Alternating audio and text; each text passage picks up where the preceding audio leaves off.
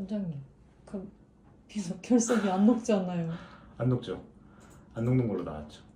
그럼 그걸 안고 살아요, 평생? 안고 살아야죠. 그러니까 이게 걔가 요 검사했을 때는 요에서는 스트로바이트라고 하는 녹을 수 있는 아이로 이게 나왔었어요. 결정이. 근데 보통 우리가 상식적으로 아는 거는 소변에 있는 결정들이 모여서 결석이 된다고 생각을 하거든요. 그래서 결정은 녹는 애가 나왔는데 막상 나온 결석은 안 녹는 애로 나온 거예요. 이해가 되나요? 아니요. 결석이 있으면 비누 같은 애도 혈류를 봐서 결석이 있다는 걸 알게 됐고, 네. 그럼 그 결석을 보내서 검사를 해야지만 이 결석이 무엇으로 구성되어 있는지, 그럼 그거에 따라서 어떤 사료를 쓸 건지 어떤 보조제를 쓸 건지가 결정이 나잖아요. 네. 근데 결석을 우리가 구하려면 방광을 열어야 되니까 수술을 해야 되는 거잖아요. 그렇죠. 그쵸? 근데 열기 전에 소변을 뽑아서 소변을 보면 소변에 이 결석을 만드는 결정, 크리스탈들이 보이거든요. 그러면 소변 검사를 통해 결정을 봐서 이 결정이 어떤 결정이냐를 가지고 이 결석이 어떤 성분일 건지를 추측을 할 수가 있는데, 비누처럼 결정은 스트로바이트라고 하는 녹는 결정이 나왔는데 결석은 칼슘 옥살레이트라고 하는 녹지 않는 결석이 나온 경우들이 있다는 거죠.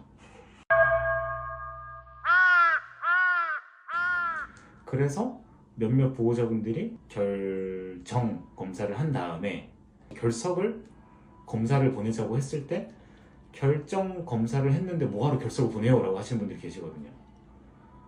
근데 이건 보내야 돼요. 지금처럼 이렇게 다른 결과들이 나온 경우가 있기 때문에.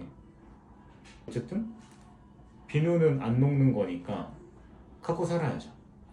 그래서 엄청 재발을 잘해요. 근데 재발을 할 때마다 수술을 할 수는 없거든요. 방광을 계속 열 수는 없잖아요. 네. 생길 때마다. 그러니까 그냥 안고 사는 거죠. 안고 살다가 걔가 뭔가 문제를 일으키면 그때 가서 수술을 하는 거죠. 굳이 있다고 바로 수술할 게 아니라. 그 문제를 일으킨다는 게 스트레스 받거나 했을 때 조금 혈류를 조금 볼 수는 있거든요. 네. 근데 뭐 그게 아닌 좀 심한 혈류, 지속되는 혈류가 있다든가, 아니면 조그만한 돌이 내려와서 요관이나 이런 데를 막아버린다든가, 요 돌을 막아버린다든가, 아니면 결석이 너무 커져서 이제는 수술하려면 진짜 방광을 완전 다 열어 제껴버려야 되는 그런 상황이 되기 전에 이제 수술을 하는 거죠.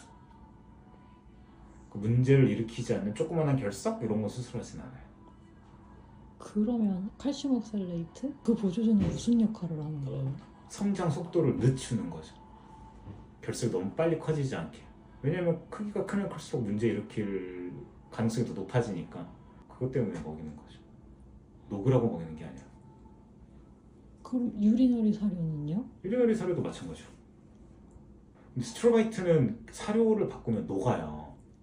실제 녹아서 없어져 버려요. 그러니까 이제 그런 애들은 그 사료를 계속 먹여야 되는 거고, 다른 애들 같은 경우는 뭐 관절이나 비만이나 뭐 심장, 간 이런 거에 문제가 있다. 그렇다면은 결석 사료를 먹일 수가 없으니까 원래 처방 사료를 먹이면서 결석 보조제를 먹여가지고 그거 성장을 좀 늦춰야 되는 거죠. 그 칼슘 옥살레이트? 사료를 굳이 유리너를 안 먹어도 돼요? 유리너로 먹으면서 보조제까지 먹으면 더 좋고, 다른 사료를 먹어야 되면 다른 사료 먹이면서 걔네들의 성장을 억제할 수 있는 보조제를 먹여주면 좋고. 그러면 계속 봐야 되니까 그럼 주기적으로 얘네는 체크업을 해야죠. 혹시나 너무 커지진 않는지. 증상 없이 요도에 걸려있는 경우가 간혹 있어요. 근데 거기서 무럭무럭 크면 나중에 수술할 때 굉장히 복잡해져요. 그래서 이제 그런 상황을 이제 미리 캐치하고자 정기검진을 계속 해야죠.